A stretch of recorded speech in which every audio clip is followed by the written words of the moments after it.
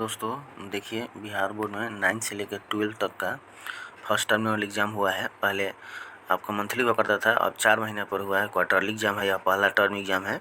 तो उसमें हम आज क्लास 10th का इंग्लिश का जो ऑब्जेक्टिव क्वेश्चन है उसका सॉल्यूशन लेकर आए हैं। तो चलिए शुरू करते हैं बिना देरी किए हुए।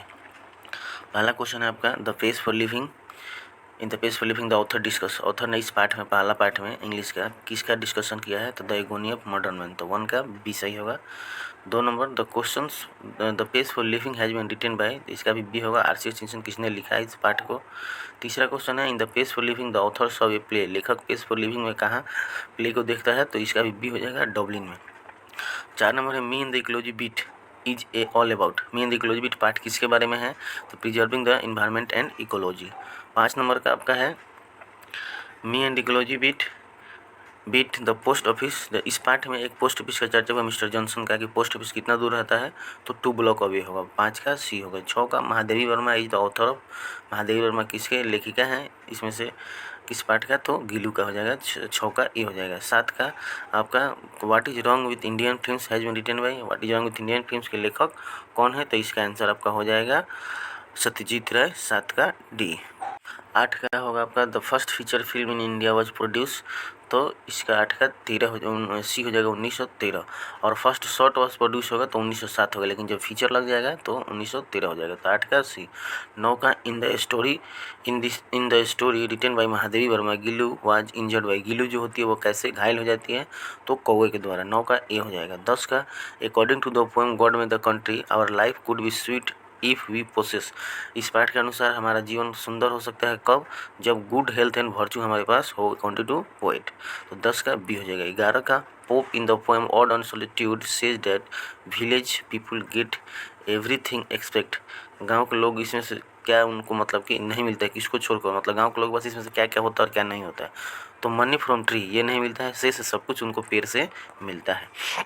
आगे देखते हैं 12 का, polythene bag when left itself डेस इन्वायरमेंट, तो ये पोल्यूट्स हो जाएगा यहाँ पर, ठीक है। 12 का ए हो जाएगा। 13 का, thinner than a crescent is written by Vidyapati. 13 का सी। 14 का, Prem Shankar is mention in, Prem Shankar का चर्चा इस किस पाठ में आता है? तो वो एलर्जी में आता है, सी हो जाएगा। 15 का, the author of the bet is, bet the पाठ के लेखक कौन है? तो 15 का सी हो जाएगा, एंटोन चेकोव। 16 का आपका, quality is a story about, quality जो है वो पार्ट किसके बारे में है? तो एक शू मेकर के बारे में। 16 का बी हो जाएगा।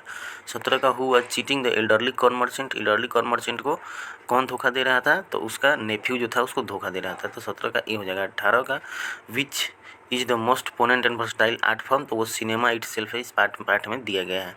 18 का डी हो जाएगा। 19 का, what for had Halku save the rupees, Halku जो है वो पैसा किस लिए बचा कर रखता है?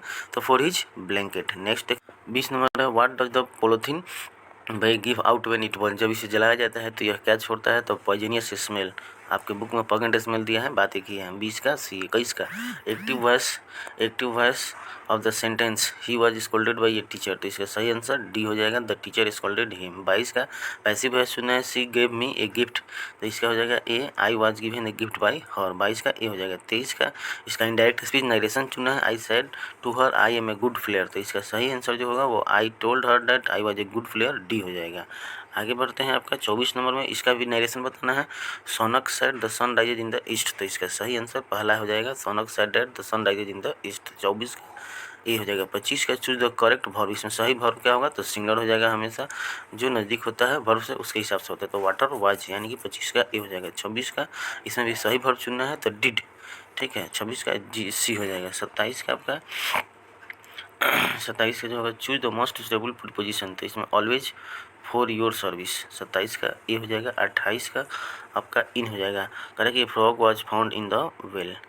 29 का, चूज द करेक्ट स्पेलिंग, तो असिस्टेंस जो है वो सही सी नंबर में लिखा गया है, 29 का सी। 30 का, choose the correct spelling, illustration का मतलब होता है एग्जाम्पल, ठीक है, तो वो ए नंबर जो है वो सही लिखा हुआ है, ठीक है। थैंक यू, फिर नए अपडेट के साथ आपके सामने प्रस्तुत होंगे। धन्यवाद।